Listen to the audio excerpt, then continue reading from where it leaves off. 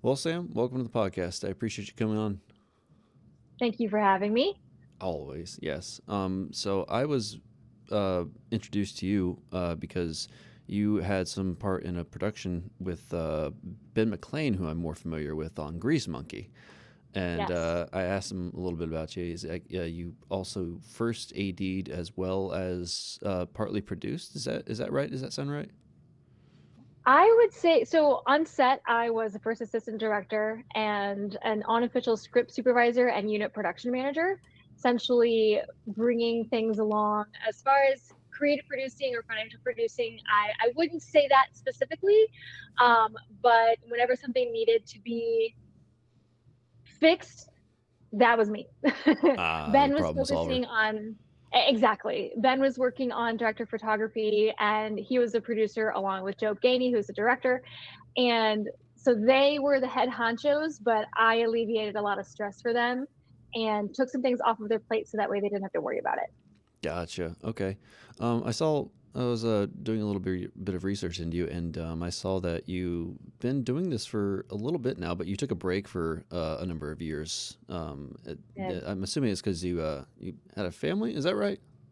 yes, so I have a bachelor's in filmmaking from Full Sail University. I got that in 2014, where I did mostly directing and acting and gripping.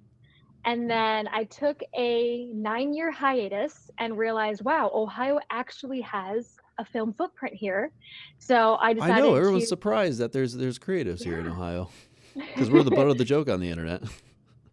sort of. But you know what? Superman was filmed here, among many other things. Keep Coming to Ohio. Eenie Meenie came to Ohio, and a good chunk of friends of mine had a lot of hands on with that one.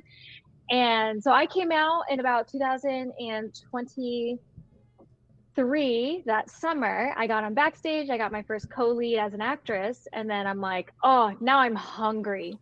So I definitely sorry.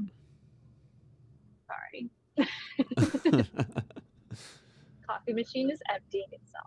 Oh no. So I got back into that co-lead and then I got a hunger for it and I've been going ham ever since 2023 with acting. I just recently got into assistant directing. I've never done it before Grease Monkey, if I'm being perfectly honest. But I've always known how to do it, just haven't put it into action until Okay. Grease Monkey. And here we are. And I get to work with Ben McLean again on a feature called Secret Admirer this summer, which we're really excited to shoot. It's kind of a slasher horror film. And I'm really excited to work with him again. And that's what Grease Monkey was how well can we work together? And I think we both knocked it out of the park. Mm-hmm. How was your experience at Full Sail? Because I've haven't directly talked to people who have been to Full Sail. I've seen reviews and stuff like that online. What was that like? It was a lot of fun. So it was a fast track. I did the fast track version of it. So I got a 4-year degree in 20 months. We worked on military time and our schedules changed every 30 days. And so things were super busy when we were ramping up for any sort of productions or learning a certain niche. But when we did production, we had 3 days on set and then the entire month off. So instead of slacking, that month I was always on other people's productions and then I would be directing my own because I tried to fill that month up so I wasn't so bored or getting into trouble. Oh, did you get into a lot of trouble? You gotta keep yourself busy. It's college. It's college. We all kind of had fun back in the day when we were, 21. Hmm. So, what made you? What was the main interest when it came to pursuing, creativity within the film space? Was it acting, directing, writing? Like which scratched the itch? Oh, that's really hard to boil it down to one thing. So when I was in sixth grade, seventh grade, we would make little corny YouTube videos, just me and my friends with a little DSLR running around like a I can crazy relate. person. Ben Oh was yeah. also definitely guilty of that too. I think all of us in the film industry are. Mhm. We picked up And like our mom's camera that was tucked away yep, somewhere in like an old drawer, and then we just like picked it up and suddenly yeah, realized, oh, I'm in control now. exactly. And I loved writing, I loved directing, I love acting. And I remember back in school, they would always ask us, what do you want to be when you grow up? And I'm like, well, I keep seeing all these movies. I want to be a cop. I want to be a spy. I want to be a doctor, a firefighter. And then I realized my 118-pound self can't really do all of that. So let's be an actor so I can do all of it without having to have anyone's actual life at stake. And I really enjoy all that type of stuff as well. And I was bullied in school for all of it, and I stuck it out. And now all of my bullies look up to me. So it feels good, to say the least. I mean, you got to stick it to the man, you know. Exactly. And you know what? It's another thing that really fuels me. If somebody makes fun of me or thinks that I'm not going to amount to anything, watch me. Okay. When you first started getting involved with the getting back involved in recently into Mhm. the indie film space, how did you first start plugging yourself in? I started plugging myself in simply by acting. I got onto Backstage and I realized there's a lot of different Facebook groups that have acting in it as well. And I couldn't help myself but become friends with the crew members and be like, oh man, I remember that. I remember what this is called. And I actually auditioned for a feature film. I did not get the part, which Rip. is fine. Got to be used to rejection. But in my audition tape, I said, hey, I have a bachelor's in filmmaking. I've been dying to get onto crew side. Next thing you know, I'm key grip on a feature film that made it into theaters during Christmas time. And that was a load of fun and it has really opened a lot of doors for me in that industry too. What production was that? Curiously. It, it was called Carol, which is let me get this right. It is a kind of like a sequel Christian musical rendition of A Christmas Carol. And it was Okay. directed by George Johnson in like George Angola and Auburn, Johnson. Indiana. Yeah. George Johnson. I'm sorry, that name is like, whoever. It's like I, It's a basic that's a tongue. name, That's not but that's not just a tongue twister. That's like somebody punishing their child, like all for just doing the that. J noises. I'm George Johnson. That is the most American name that you could possibly You give know what? yourself. Really is. But he actually directed a few things that are on some streaming platforms. Mm-hmm. One of the bigger ones that he did was Pursuit of Freedom, not Sound of Freedom. Don't, not to get confused, but Mm-hmm. Pursuit of Freedom, where a woman loses her children in Ukraine. And so we have the accent and everything. And I think you can watch that on Tubi. And so I'm like, okay, let me get to know this guy a little bit. And I researched some of his stuff. I was like, I'm working with George Johnson. He's got quite a few features out there and he's pretty well known. At least in the Christian film industry, which is its own niche altogether. Mm-hmm. And he's been a huge help for me with plugging things in into that industry. And then the secular industry I got into with it's a lot of Facebook groups, a lot of networking, going to mixers, making friends, and it's great because everyone accepts all of us, and it's such a fun industry to be in. And so that one is on Amazon, Carol, the one that I was key grip on, and I signed on as a PA, and 3 days in, he decided to promote me and give me an actual title. And I ran the red carpet events where I got to host and essentially be the interviewer on their red carpet event. Okay. Have you found yourself? Is acting still the main thing that you want to try to do, as you have done other things like grip, assistant produce, and branched out a little bit and trying other things? Is that still the main thing, or is there any other thing that has been seducing you a little bit more? I would certainly say directing is probably number one, and Okay. then two would be acting, and then everything else would fall on three and below. So I AD a lot because there is a big need for ADs in Ohio. And so that's where I'm getting pulled on the most is AD and associate producing. Mm-hmm. And acting, I'm represented with a couple of different agents, so that's a good way to make some money as well. And I enjoy it. It's fun. Mm-hmm. But directing is really where my heart is at. I have a lot of different stories I want to tell, and I like to be in a lot of creative control when it comes to that. And it's interesting because when you're an AD, you don't have much, if any, creative control. So it's good for me to be able to practice both. Okay. And your most recent one that you made was Reunion in Heaven, right? Yes. Okay. So that Can you tell one me a was little my bit about most that recent. and what you did in terms of both producing as well as getting on off the ground is one of the hardest things as an indie filmmaker. Is just being able to be like, okay, cool, I have words on a page, and now the actual work begins. Exactly. Getting the words on the page was super easy, and then I kind of shelved it, honestly. And then I kept getting these like dreams and visions, and I'm like, all right, I hear you. So I head fronted fundraising for that and making it happen. A lot of our actors came from far enough away, and it became about a $4,000 budget, just simply fundraised. And the crew worked for food and gas money. The cast pretty much the same. And most of that money went towards just housing people and feeding people and props. How long was the shoot? We did that in about 2.5 to 3 days. And it Okay. was, I think, a 12-page script, and it ended up being about 15, 20 minutes long of actual, if we aren't counting the credits, probably about 20 minutes long. And the idea behind it was I've had a lot of family members and friends that I've lost due to death, among many things, whether that be old age, disease, or Mm-hmm. a choice. And I felt it important to show even those ugly sides of it. We see a lot of films, specifically Christian films, that leave out the drama, leave out the ugliness, and we all have drama. We all Mm-hmm. have things inside of us that aren't pretty, and I think it's important that we show that we are all human, we're all the same. And Reunions in Heaven really aimed to open up that book and show that, because it showed, and I know you haven't seen it, but it showed darkness, it showed mental illness, and it showed mental pain, and it showed that we are all the same. We all have I our tried looking struggles. for it. Is it out yet? I couldn't find. I Not watched yet. something else of yours. I was looking for that one in particular because it was the most recent work.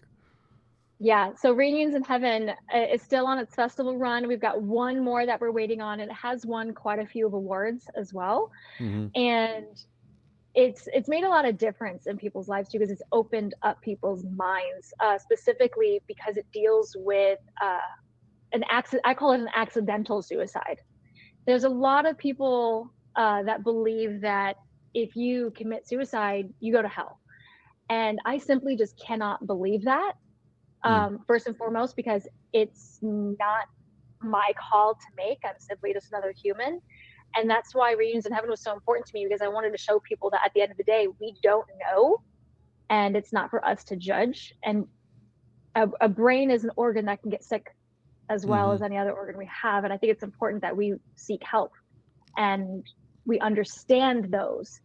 And the most horrible thing actually happened. I made that film, and then the day of the premiere, after the premiere, my family waited to tell me my cousin took his life the night before, and this time he succeeded.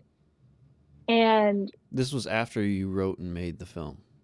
yes, this is after I had other family members that have taken their life unintentionally. And this particular cousin, it was intentional.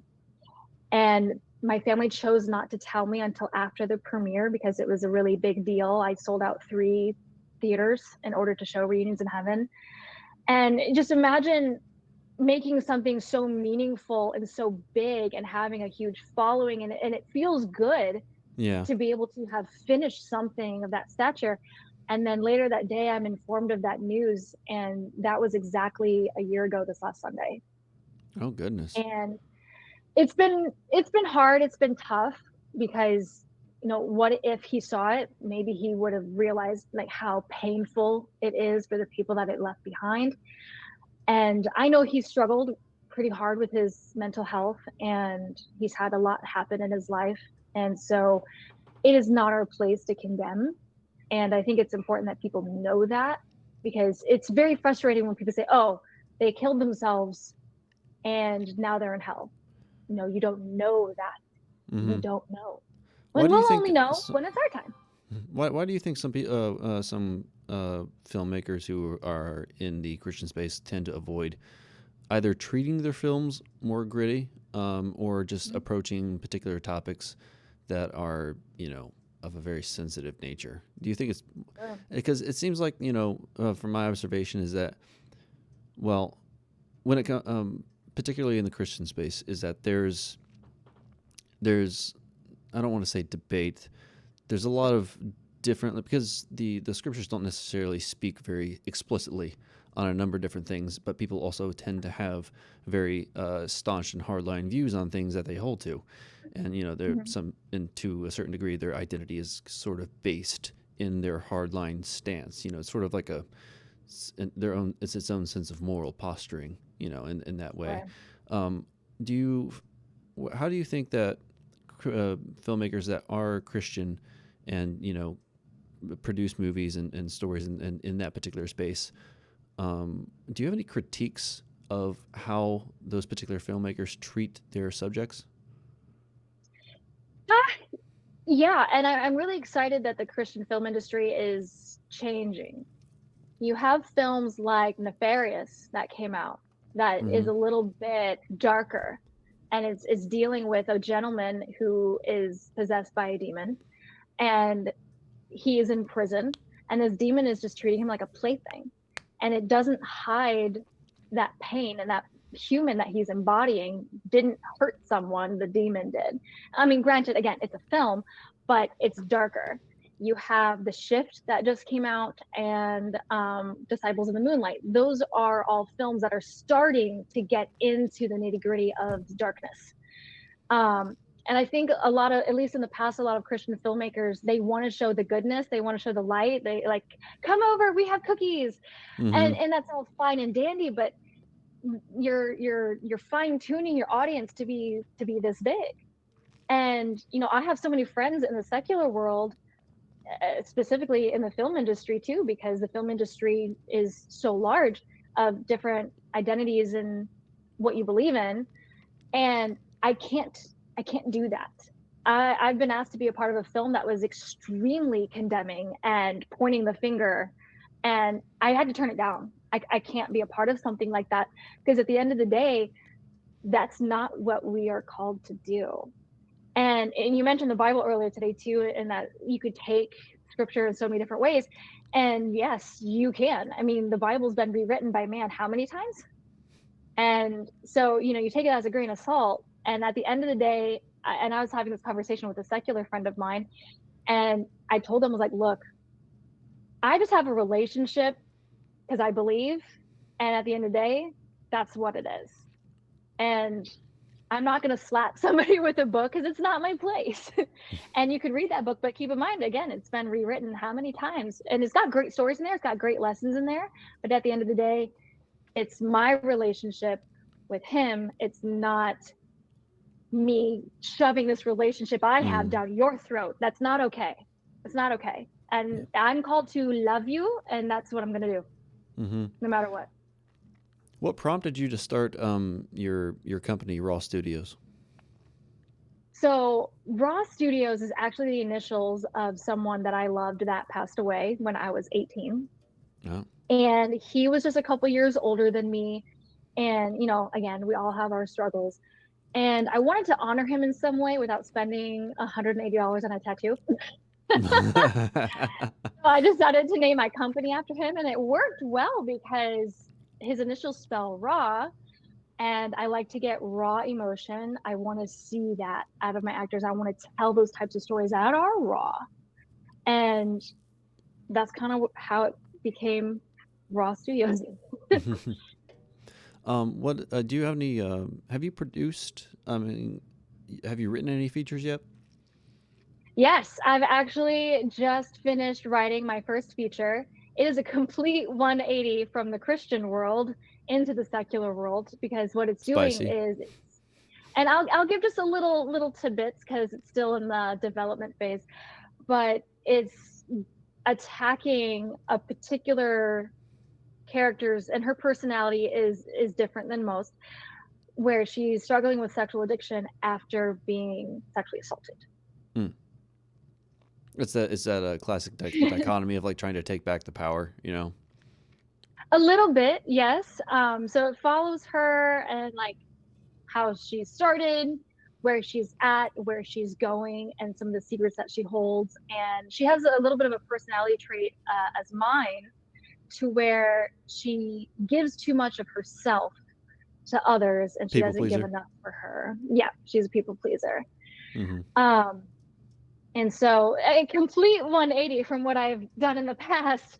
But again, great storyline, some good lessons in there. And really what it boils down to is understanding and reading the people around us and those micro expressions that we give, specifically when, like, for her, when she says no.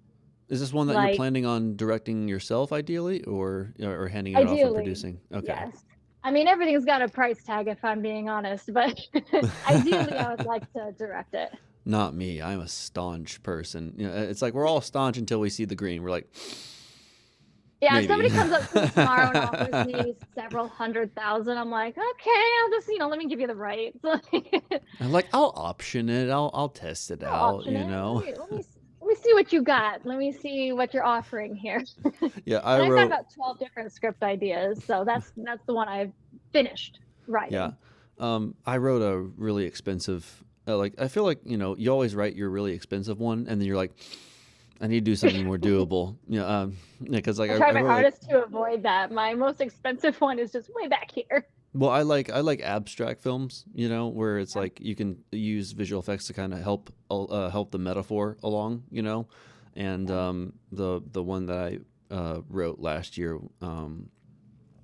it was it's currently at 170 pages, and yeah, Wow. so I You're gotta gonna figure out how to trim Titanic that two down. VHSs, man.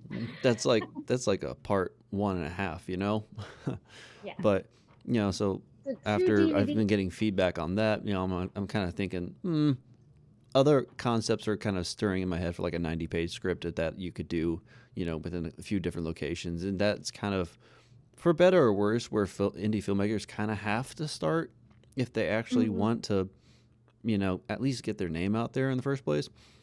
Yeah. And it's kind of a dagger to the heart because what that version of the more expensive one looks like in your head. And, Yeah. vainly we think it's like it's the next best thing since penicillin and sliced bread, but It's tough because I mean I've got a fantasy, like a family friendly fantasy that I am dying to make, but I know to do it right, I'm gonna probably need a couple million. hmm yeah, but that's also kind of it's a step in the direction of humility that I think some filmmakers and artists definitely need to kind of bite the apple a little bit in order to actually get their foot in the door, because we're confident in the things that we really want to produce, but at the end of the day, you're never going to get to those if you don't have something solid that is doable in the Yeah, first place. Do you think you that do. this next script that you're wanting to do is within that range of doability? Oh yeah. If I so the next script that I'm wanting to make as a feature once I start actually pre-production of it, I think I can do it for this much. Of course, I want to do it for like maybe here. Mm. I want to utilize the tax incentives and things like that and get some recognizable faces. However, I know that if I don't get those things, I can still make it. Um, None for a lower budget, but at this point, we're just going to see what we can manage. And I've already got a pitch deck running together. I've got a line producer that is interested in putting it together for the different budget ranges that'll work with some investors we plan to talk to. So What was your strategy when you were building your pitch deck? simple, to the point. I want to sell me versus the story. Like the story, yes, is important in your pitch deck, but all of the research that I've done and the networking events that I've been to, online classes, you name it, most of them are saying, like, if you're wanting to direct it, if you're wanting to get it done, investors, yeah, they might like the log line, but at the end of the day, they want to know what they need to put into it, what they're going to get out of it, why you, why is it going to be you that tells this story. And so at the end of the day, they're not investing in the story completely, they're investing in me. Mm-hmm. If I was a producer, what would you say to me to pitch your story and yourself? Oh, putting me on the spot. Well, I'm not done with that pitch deck because I've been in development, If so you I take don't forever, have. don't worry. It'll be all right. I'll just start playing Jeopardy music, and then we'll turn it into a comedy thing. I think at the end of the day, informing an investor and selling myself, pretty much saying that I'm the right person to make this film because this film is about me. Hmm. And no better person to tell this story than someone who has lived it. Well, there also, to play devil's advocate over here. Yeah, go for There's it. also there is a downside there, is that some artists can Yeah. become too personally attached to it, that they end up having blinders and blind spots, Yep. to things that maybe somebody from the outside might do. But because it is a story that that you're personally invested in, it has that strength. But the oftentimes that strength becomes the downside.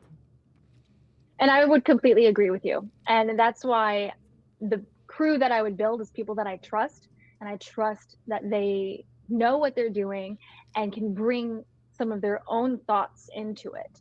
So, for example, when I'm choosing my director of photography, I want someone to where if I don't have it, they got it.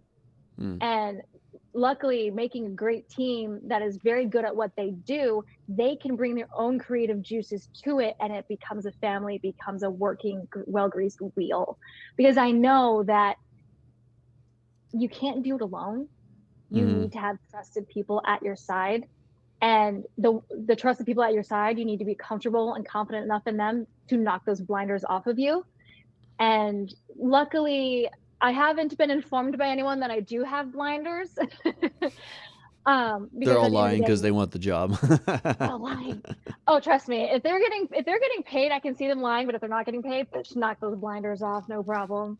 But at the end of the day, I want to create something that everyone enjoys. And if you only see one person's creative vision and not a magnitude of trusted individuals, you're not doing your job right. Why are you here? Yeah, yeah. You know? And that's why I think it's so important that you have a great crew at your side who knows what they're doing. So you can say, I don't know what I want here, but I want to feel this. Then you have your music composer over here, say no more. You have your director of photography over here. I'm like, okay, let me bump up the drama a little bit by turning down this light or making it more intense. Things like that. And that's why it's so important that you still have to remain humble in this industry because if you're not, nobody's going to want to work with you. Mm-hmm. And again, trusted individuals at your side. You don't want to step on anyone. You guys need to become a close knit family. Mm-hmm. And you got to stretch the family part. That way you can really sell like the pizza parties at the end of the day. Those corporate Yeah. office pizza parties. Rat party. What project have you done that you learned the most lessons from that gave you the confidence to be able to tackle and accomplish this next project that you want to do? Hmm. I think it's kind of a mixture between Reunions in Heaven and working on Carol, because Carol Mm. was the first feature that I've ever worked on. And then Reunions in Heaven gave me a lot of insight when it comes to producing, what to tolerate, what not to tolerate, what to bring to the table, what is expected at the table of the people that's working around you. And then, even Grease Monkey, too. Grease Monkey being one of the first things that I've ever AD'd, and seeing Ben McLean, who's probably one of the best director of photographies I've seen, and just watching them work. It's been a really an amazing experience, and I've learned a lot. And I've also learned some things on projects that were terrible. I've been a part of some projects that were so terrible that I pretty much told myself, look, if they don't have this together, I'm going to say no from the beginning. And that a big key of that is organization. And Mm-hmm. that's if I'm not a producer, I'm not necessarily a key. If they don't have it organized, then I know that set is going to be a struggle. And and another thing to add on top of that, if I, multiple red flags, if there's not organization and there's not good communication, and then you get on set and everyone's running around like headless chickens, like those are all just like red flags, especially like even if you say, hey, I've noticed this, and you get called out by like the producer or the director. Like I've seen it as an AD before, and like if you can't take like nicely woven together constructive criticism or options to make things more organized for you, to make things go off without a hitch, why am I even here? Mm-hmm. You know, Exactly. and I'm a people pleaser kind, but I also want to help people succeed in this industry. And if they don't have the humility or like the humbleness to get from A to B, and they're like, "I'm the best. You can't say this. You da da da." Red What do you think flag. is the first component that ends up showing its ugly head if it's not organized properly? The number one would be a lack of communication. If a set has lack of communication and a lack of like treating people as equals, I'm already like not really interested. Mm. I don't want to work on something that's going to cause more stress. And like, I mean, yeah, we're in the film industry. There's always stress. But Mm-hmm. there's a difference between stress and I'm having anxiety when I have to message you and ask you a question like, hey, this shot doesn't make sense, or this, that, and the other. And lack of communication, lack of compassion and empathy for the people that you are pulling on board, not a good mix. You're just asking for some trouble. It sounds like something you've personally experienced. This, what situation was this that yeah, that is coming to mind? Um, Out of protection, I can't say too many specifics No, I want because at the names. end of I the want names. That's what I want. sorry, Anthony, you're not getting names.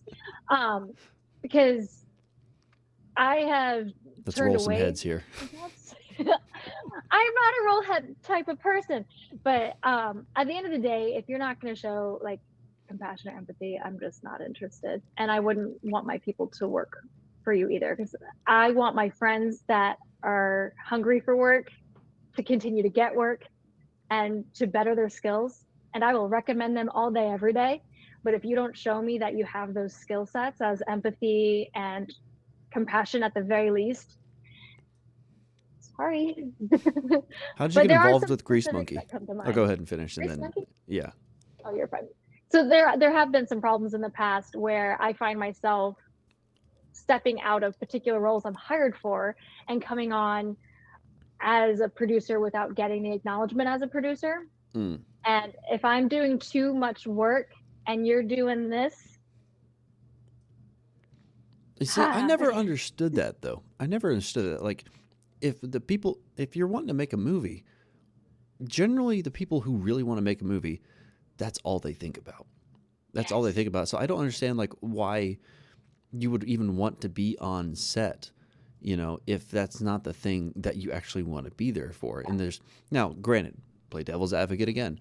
There ends yeah, up being downtime, especially for once the camera's rolling and the director and the DP are working with the actors and they're actually shooting the scene. Generally, there's two or three people that help the set yeah, the scene up, and now they're at the truck, kind of just shooting the shit, just passing time. But sometimes that ends up the lack of readiness to be on standby in order to fix something ends up being the latency that kind of cascades later down the road into something that's much yeah. larger.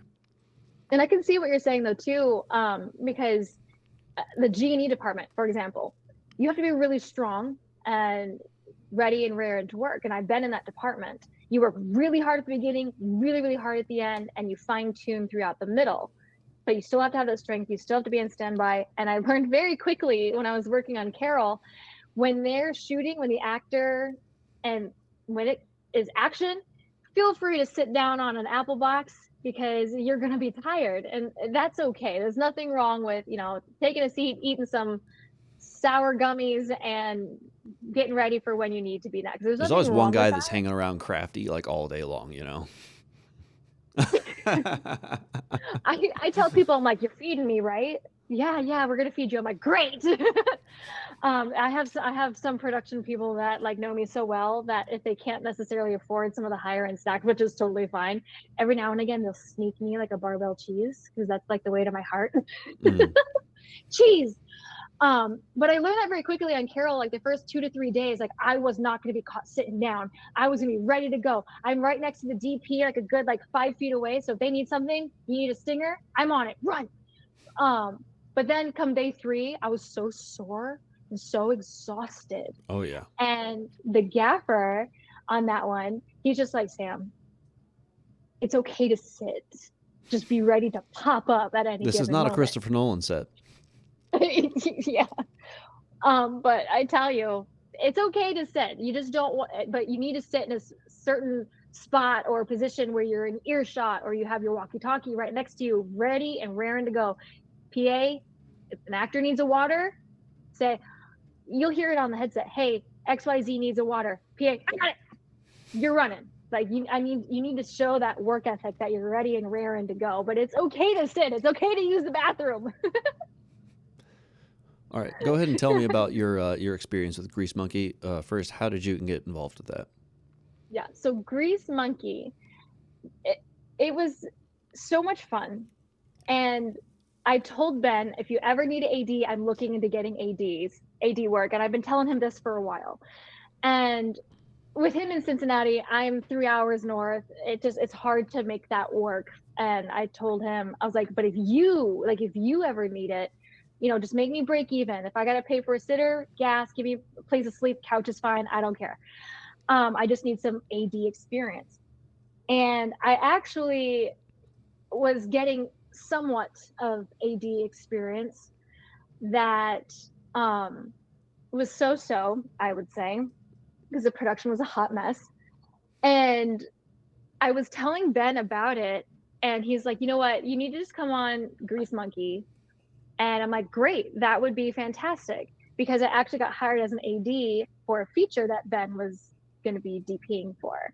And I'm like, Ben, that would be great to see if we bump heads or if we get along. And so Grease Monkey was a great trial for us as to whether or not we were going to work well together or if it was going to be a hot mess. Because if it was a hot mess, that feature would be a little rough. So Grease Monkey was kind of like our trial to see how AD DP gets along. And the first day, I didn't want to let on, but I was a nervous wreck.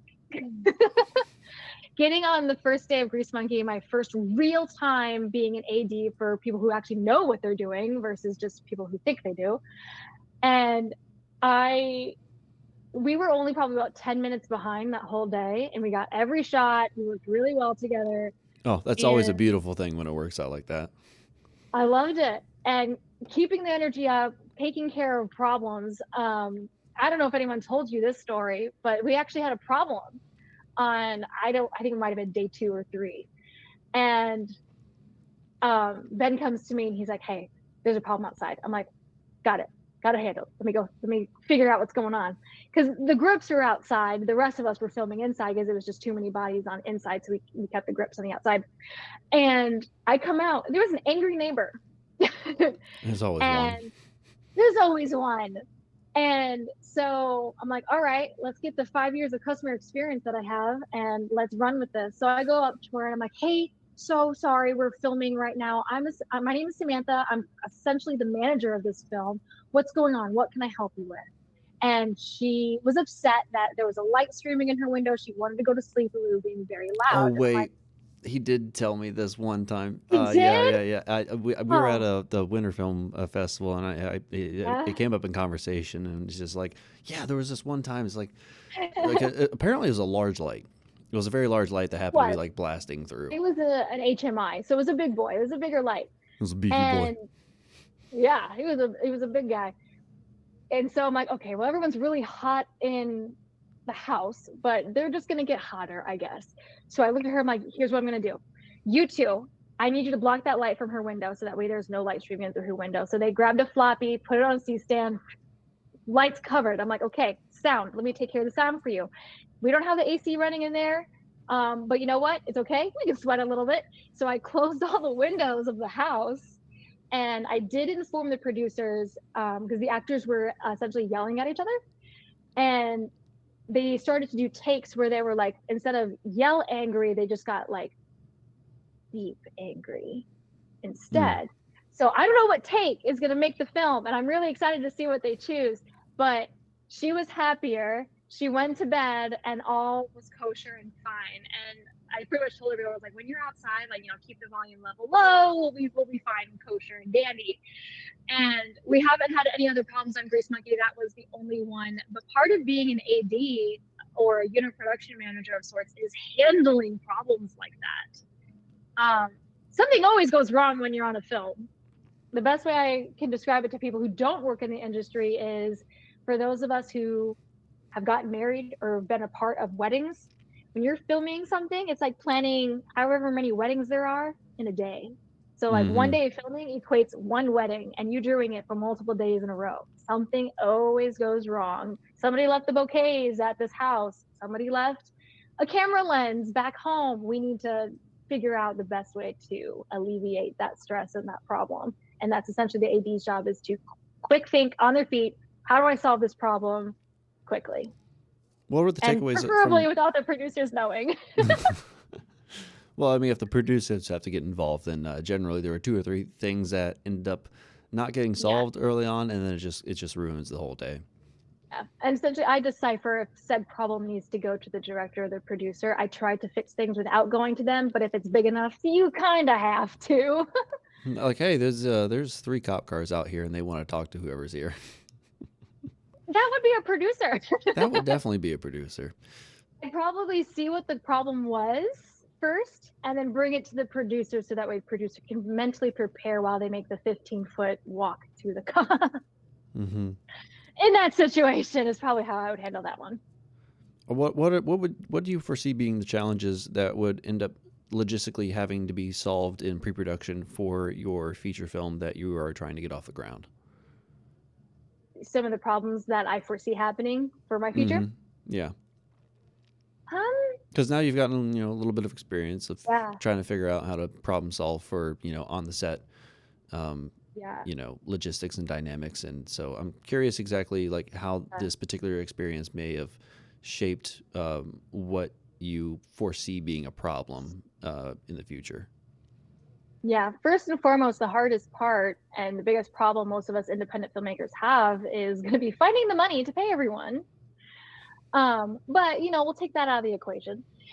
I would say finding multiple locations and then casting. The particular film that I would be casting for requires a certain amount of intimacy that needs to be shown on film. And I'm very flexible in people's boundaries. I think boundaries are very important. That's the whole point of the film, is boundaries.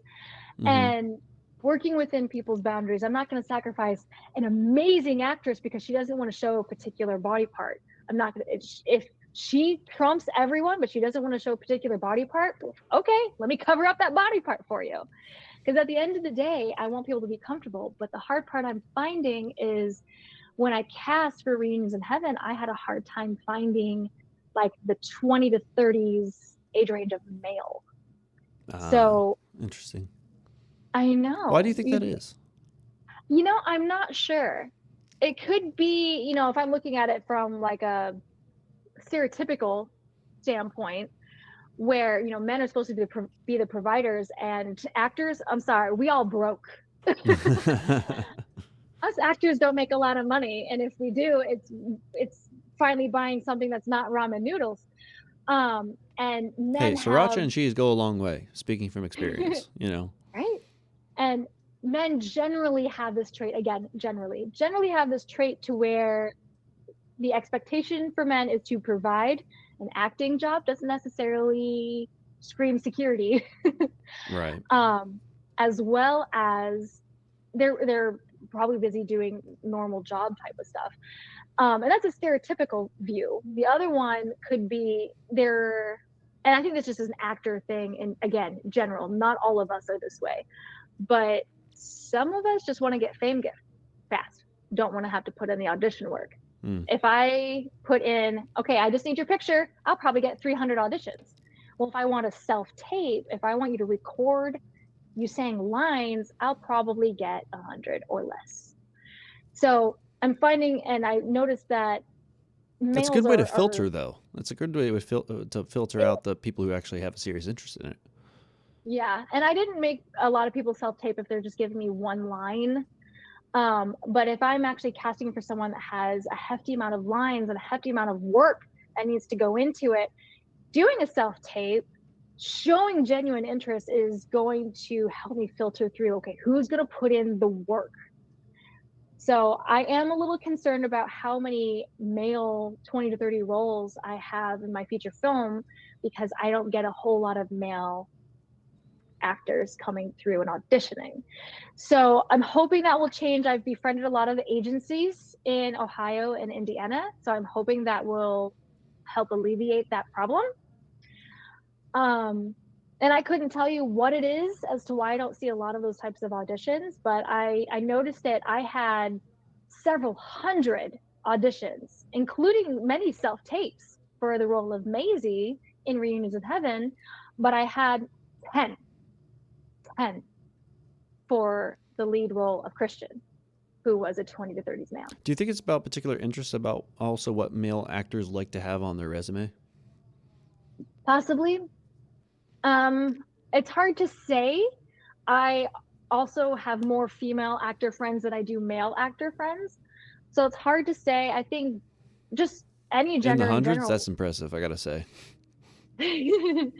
um, I wouldn't say hundreds, but as far as like a personal connection, I have more female actor friends. But it's hard to say. I think a lot of us as actors get imposter syndrome, or maybe I'm not good enough, or they don't want someone that looks like me. They don't want someone that isn't as high up in acting, and then you start to get in your head that you're not good enough. And I know that's happened to me as an actor, and I've seen it happen to a couple of my actor friends. And it's something to where even if you feel that way, pushing through it, that's what's going to make you a great actor, is to push through those thoughts, push through those feelings. And sometimes, you know what, tap into them. If your character is nervous, if your character is anxious about something, let it out. Do you have a particular line of communication when it comes to directing actors, being that you are one? Because that can be a strength as well as weakness depending on who you are. Yes. So a lot of my communication happens through email when it comes to just basic communication. But when it comes to directing, I've noticed that it's different from when I was in college. In college, we actually had rehearsals, and because we were all centrally there, because this was Orlando, Florida. Here in the Midwest, if you're not hiring someone who's local and you're hiring somebody that's hours away, you can't necessarily have in-person rehearsals. So Mm-hmm. you're having to resort to having Zoom calls or Google Meets and going through the script, ironing it out, answering questions, and then doing like a read with the other actor on a Zoom call, and then ironing out the details and where your body goes and things like that when you're on set. So Reunions in Heaven, that was the first time they all met, was that weekend. We Zoomed, rehearsed maybe once or twice, and then they met on set. And I noticed that happens a lot if you're not working with strictly local talent. And that's probably what's going to end up happening for my feature as well, is we're going to be meeting people for the first time and having to act out certain scenes. And luckily, I mean, I've got an intimacy coordinator that's on board already. And it's just a matter of ironing out those details day of, and talking about it as much as you can beforehand, being available. Sometimes they would text me, hey, I've got a question about this. But most of the directing, at least in pre-pro, I'm having these Zoom calls. They have their script printed out. They write all over it. I do the same thing. Not all actors do it, but I do. Like whole sides of my scripts are just written with like buzzwords or the type of motion we want here. What are we trying to feel here? And a lot of that happens on the actor side as far as character development goes. And then as a director, because again, I want people to bring their own creative juices, I let the actor lead a lot. But if I want something to go a different way, or if I want a different emotion to come through, if I want to layer emotions, which layering is great if an actor can layer several emotions in one scene. Ooh, chef's kiss. Mm-hmm. But ultimately, if I want to see changes like that, that's when I'll start directing a little bit more fine-tuned Okay. with the emotions I'm wanting to see. What have the conversations been like with having an intimacy coordinator? I'm still navigating that, if I'm being honest. So I gave her the log line and some information when it comes to the pitch deck that it's still being worked on, but what I had so far. And she's super interested in that. I had some questions for her of like how it even works as an intimacy coordinator. And when it comes to having those conversations about those scenes, I'm probably going to have her involved in the Zoom calls. So that way, if they have questions when it comes to intimacy, things like that. And the great thing about using an intimacy coordinator as well, I haven't used one yet, but what I have found is they help a lot with even camera angles. So it actually becomes a very important and key position with your director of photography, the director, the actors, to see, okay, what do we need to see in here? How can we protect our actors um, within their boundaries and still get what we need and keep everyone safe, happy, but we're still getting what we want to visually show the audience. And so they kind of come up with different camera angles along with the DP, and that could mean using a different focal length and a lens to make it look like you're kissing someone when really you're 3 feet away Mm, from the other actor. So, which is extremely interesting. And I told her I would need a little bit of help in that fashion to make sure the realisticness is being shown on screen. hmm Is there anything that you think would help improve the indie film community to be able to actually not just get projects off the ground, but also just be more coherent in terms of how we collaborate? Because it's very pocketed in some ways, and it's not necessarily like one larger, you know, centralized identity. Yeah. And it's funny that you mentioned pockets because that's very true. Every film that I've been a part of, they do things differently. If it's not a crew that I've worked with before, I'm relearning how to utilize a different system.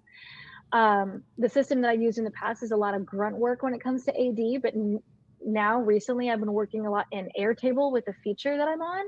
And I think it's great to be working within different pockets because you learn different things.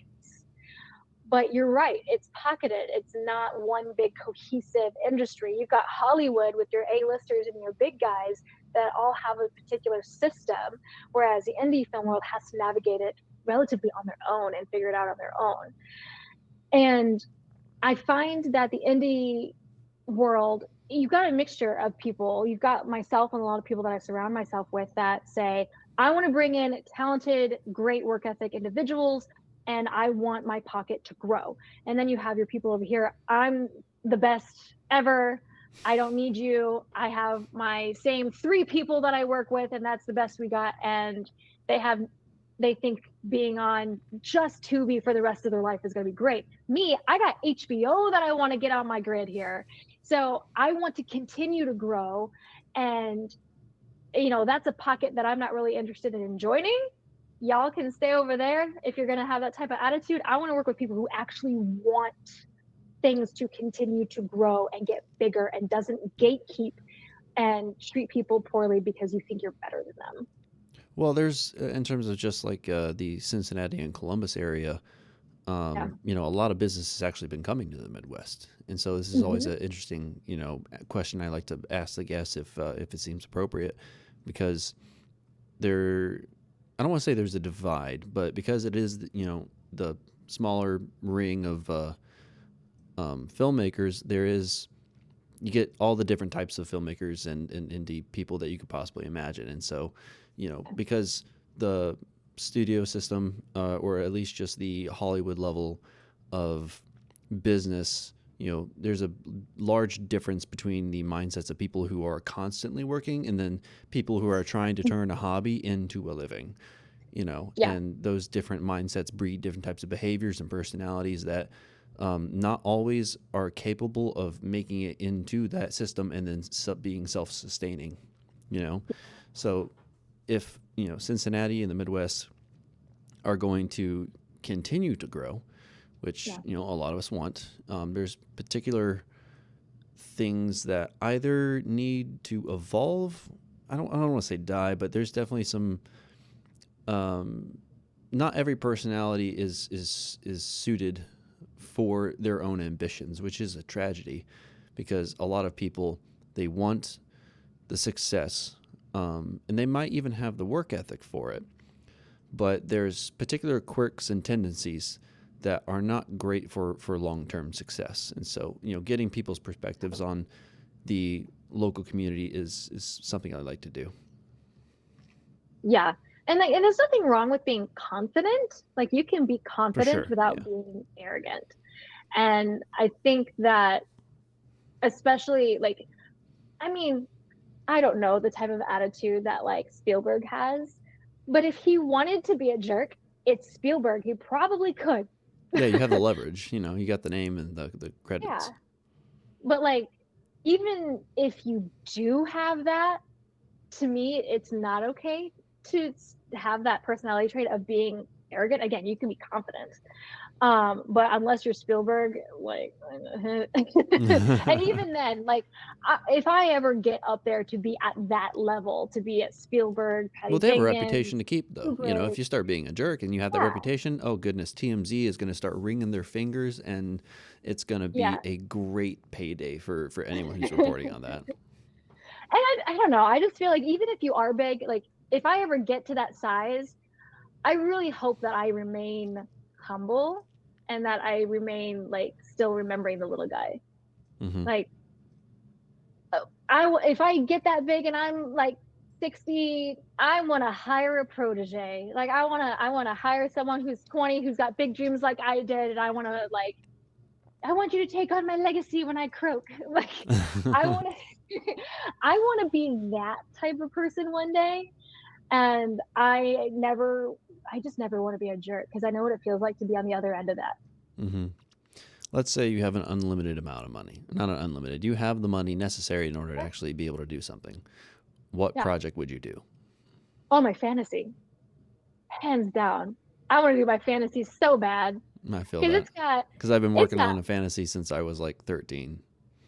oh man, it's got fairies and mermaids and unicorns and a prince, and like it's got all the fun stuff that you'd want to see in a fantasy. Um, but like kids can watch it. I mean, maybe not like super young, but like kids can watch it. Adults will love it. I want to make a fantasy so bad, and we haven't had like a really solid, good fantasy in a while. Hmm. And it would be like Ella Enchanted meets Lord of the Rings, and Stardust was the Godfather. Like all of it, just all the fatties just bleh, into one beautiful masterpiece. It seems like in fantasy, like at least the ones that get produced, they tend to be way too focused on the world and the actual, magical elements of it. That's been my observation. And the thing with like Lord of the Rings, it's very character centric. Mhm. I know a lot of the other thing is that a lot of these shows that get off the ground, like at Netflix or Amazon, they end up being like 1 or 2 seasons before they get canceled. And I haven't seen some of these shows, but from the trailers that they advertise in order to get people into it, it doesn't seem like there's no character hook for me, if that makes sense. Yeah, With Lord of we the all Rings, want it's about characters. it's about Mhm. a a hobbit who Yeah, has to. It's not saving the world; it's about burying evil. And a lot of the yeah, storylines that some of these fantasies get into, they kind of lose their way. It seems like to me. yeah. And world building is very important, but I think character building too. Like everyone loves Frodo. Like we want a character that we can relate to. We want a character that we can root for, and even if that sometimes is the villain, and not in my case, but um, like the show You on Netflix. Joe is a bad guy, but for some reason, every now and again, I find myself, oh, maybe this will be the one. Oh yeah, he's a Maybe he turns murderer. good. Right. So like we all want someone that we can root for and someone that we can understand and someone we can relate to. And that's why I think it's so important that character development is so big. I love giving my characters, even if I don't show it, I'll give the actors one or I'll make the actors create their own where they create like what happened to this character, what kind of how did this character grow up, what kind of parents did they have, and why are they this way or that way. And I like breathing that type of life into our characters, and I think fantasies are starting to lose that. Like I hate to bash, but I did recently Do watch it. Snow White. I'm gonna bash a little bit. Character flaw. I recently watched Snow White, and oh, part My of brother it watched it. probably, yeah, part of it might have been like it already got so much hate to begin with. But like, if you have all of it in front of a green screen, like, what's the point? Hmm. And then, I mean, I liked The Little Mermaid. the live action one of the Little Mermaid, because one, her voice was immaculate, and two, the world that they set it in, they didn't just plop her in front of a blue screen the entire time. Like, I mean, they did because the underwater scenes, so let's be real there. Right. But they had an actual castle. They had all these things, and like it didn't seem, I was immersed. Whereas in Snow White, I was not immersed at all. And I think it's important that we build that as well. I mean, Lord of the Rings, you're there, you're following them on this journey. You want them to get from A to B and all the squiggle swaggles in the middle. Whereas, like, I didn't really get that with fantasies nowadays. And I think we need to get back to where our roots were. Well, I think there's the biggest gap divide is that a lot of fantasy storytelling nowadays, they're trying to make a fantasy world without an actual story basis that is rooted in archetypes and mythology, which is where a lot of the great fantasies actually come from. To give an example, J.R.R. Tolkien, when he was writing Lord of the Rings, he was a professor of mythology. He wrote like 12 friggin' languages just for funsies. He had a very deep understanding in terms of what humanity's psyche is actually capable of, and also where all storytelling is actually rooted in mythology. If you really want to go down that route, because what stories used to be told is about these great things that may or may not have happened because it was rooted in mystery. And in the ancient world, when they were telling people these stories around the campfires, whether it be like the Greek gods or if you're in Judaism and in ancient Egypt, you're talking about like the fallen angels or the Nephilim or something like that. It was I got one of those too. Is that there was an element of mystery to it because maybe it happened, maybe it didn't happen, but it was fantastical. And so like you were able to get detached in these very fantastical ways when these stories would be passed down from generation to generation. And so a lot of these storytellers, I think they forget about, the basis of all fantasy is mythology. And a lot of them are just making things that remind them of things that they liked. That's just my observation. No, I would agree with you. One of my favorite shows is on Netflix. It's called Lucifer. And you've seen it. I've watched it twice, and it's 5 seasons. And it's kind of rooted biblically because you're dealing with Lucifer and fallen angels and things like that. But it's also like who murdered such and such in this episode. Same with like, I love mystery. So iZombie is another one I really, really like. I have a huge excitement towards zombies and vampires and mythology and things like that.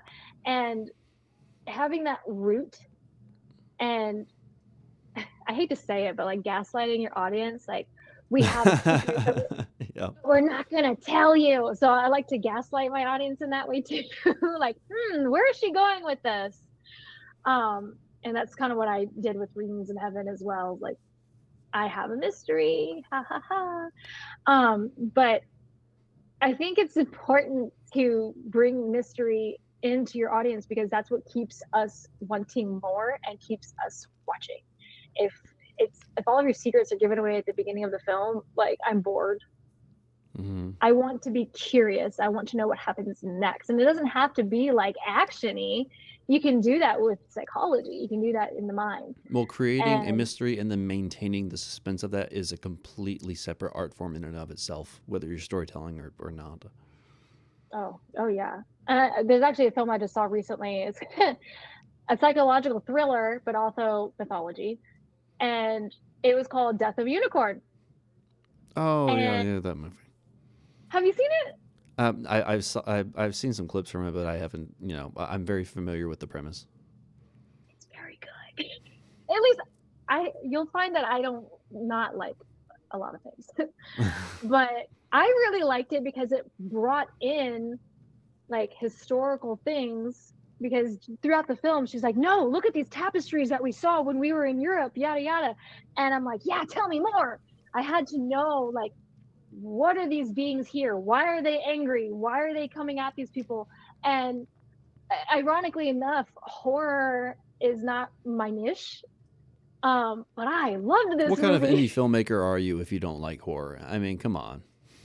I like to act in horrors, but I don't actively write horrors. I write dramas and rom-coms and fantasies. Mm-hmm. Whereas I'm a great scream queen, though. I get taught, hey, you want to act in this? You know how to die. And I'm like, all right, let's go. I love to be dramatic. Yeah. So like it's hard to I don't think there's any particular genre I don't like except for anything that's gonna keep me like I struggle with demonic stuff. I try not to watch demonic stuff. I try not to be a big part of demonic stuff. If I'm working on it as crew or like an actress that's a little bit different than watching it, because I know it's not real. But when I'm watching something, I have to watch it at like 2 o'clock, like 2 p.m. Mm. because I struggle to sleep. I will see shadows and I'm like, this is why I don't watch horrors. And I will watch rom-coms all day.